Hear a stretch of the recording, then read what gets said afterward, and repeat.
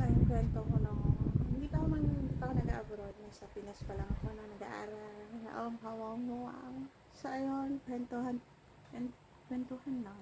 Pinagwentuhan ko sa sarili ko na maybe 5 years or 10 years makita ko pa ito, tatawanan ko. So, yun, paano mamuhay ng isang mahirap? Sabi ko, Diyos ko, sabi ko talaga, nung mga kabataan, siguro, sa side ng mama at papa ko, lahat sila may kaya. Ewan ko bakit sila mama at papa lang yung, alam mo yun, talagang hika ko sa buhay. Siguro bago ako nakagraduate ng high school, siguro naka-4 na school ako nung puro kami transfer. Tumira kami ng, ikikwento ko lang kung paano binago ni Lord yung buhay namin. Which is sa tulong pa din namin. Pero parang siguro, nagsasabi lang si Lord na matagal kong ibibigay pero worth it naman yung paghihintay. Parang sabi na gano'n. So, ayun. Tira ako ng La Union, ng Bigan, ng Ilocos, ng Baguio, ng mga Novaliches, and so on. Tumira pa din kami ng Samar. Ang dami nung nilipatan kasi papa ko palipat-lipat. Naalala ko na naghiwalay sila mama nun. Tapos yung namin yung sumunod sa akin is bata ko. So naalala ko dati pag wala nang panggatas yung pangatlo namin. Dalawang na ate ko. Mamamasura kami. Hindi lang mamamasura. Kumbaga, mangolekta kami ng mga basura ng kapitbahay na ipapasabay patapon. Tapos bibigyan kami ng bariya. Ipon-ipunin namin yun. Tapos, maglalaba kami ng maglalaba kami ng mga damit ng kapitbahay namin para magpantagdag si mama panggasto sa kapatid namin na panggatas. Doon sa partner na makakatulong kami kahit konti lang. Yun. Wala sila mama pero nagkabalikan naman sila.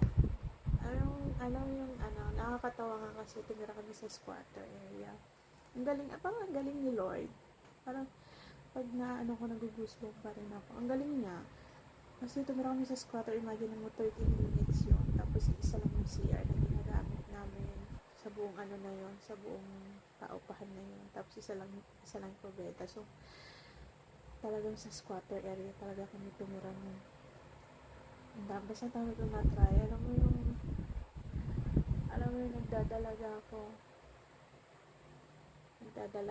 nagdadalaga ako nung hindi pa, bago pa ako pumunta sa partner. Yung mga panahon dati na makikinood kami sa kapitbahay kasi uso pa nun yung mga Encantadia, yung mga mahika, gusto mabaliw-baliw ako nun sa mga palabas ng mga Asian Treasure, mga Impostora, Diyos ko.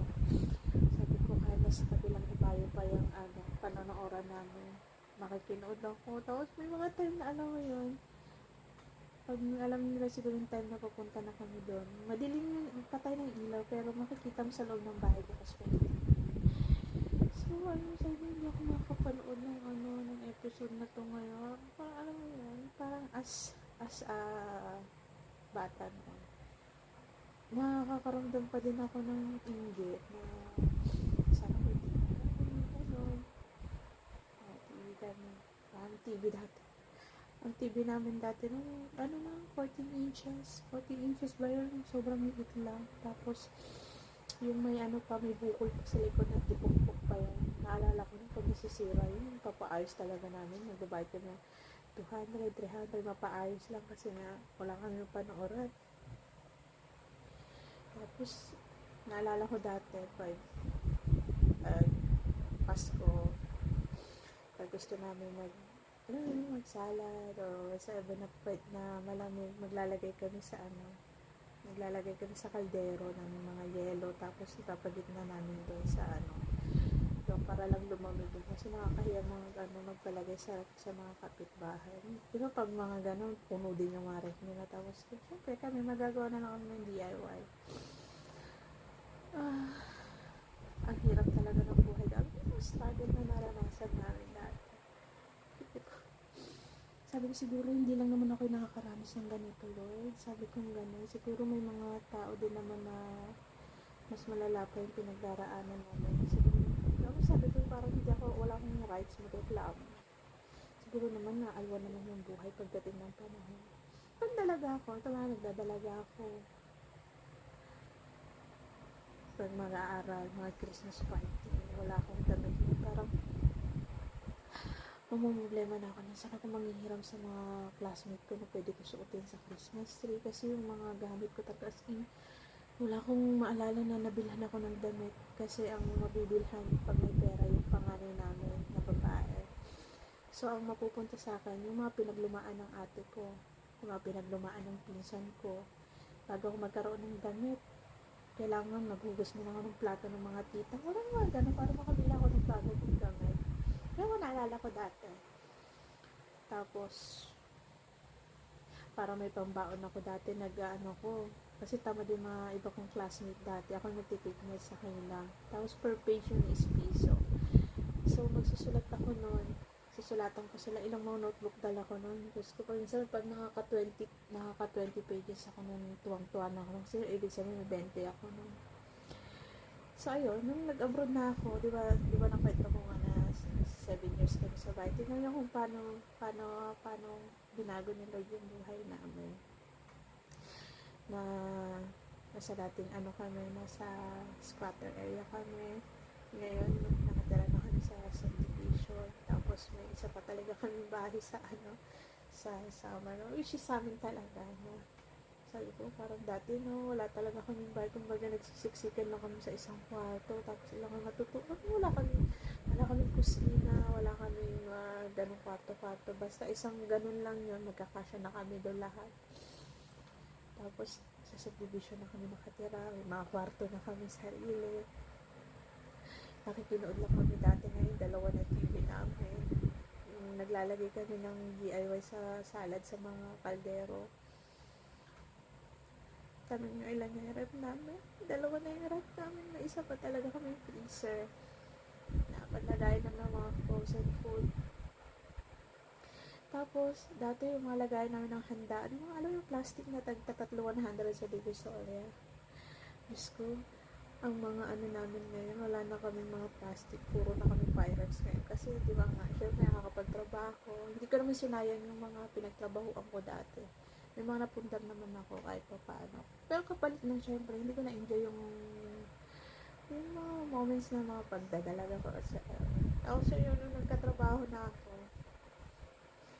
pinamper ko talaga yung sarili ko. Binili ko lahat ng gusto ko. Kada sahod ko may mabibila ko isang damit na yung may nabila ko para sa sarili ko na maubos mo yung sahod ko sa abon na yun. May nabila ko para sa sarili ko, hindi sasama yung loob ko. Tanong nyo, yung mga damit ko, hindi ko na alam minsan na, may binili pala akong ganyan. May ganyan pala ako. Tabak ako ng gamit kasi nga, talagang nagdalaga ako na wala akong ganun. So, nung may kakayahan na akong bumili para sa sarili ko, pinamper ko talaga yung sarili ko na bumili ako ng mga gusto ko sa sarili ko. Hindi ko naman naranasan yun ng dalaga ako. Yung naranasan yun ng dalaga ako. So, binusog ko yung sarili ko nung may kakayahan na akong bumili para sa sarili ko. Na sabi ko, ang galing ni Lord. Sabi ko, gano'n, ang tagal man dumating ng pagbabago, pero mas malayo na kami sa buhay namin kasi sa dati, which is yun yung lagi namin pinagpapasalamat kay Lord God, na bumago yung buhay namin mula sa hirap to ginhawa. Hindi naman totally na pala na may kaya, pero ginhawa na naman nagkaroon ng progress. Yun. Tapos kwento pa ako ng bagay mamaya pag sinipag ako. So, ayun po to. Naiyak ako.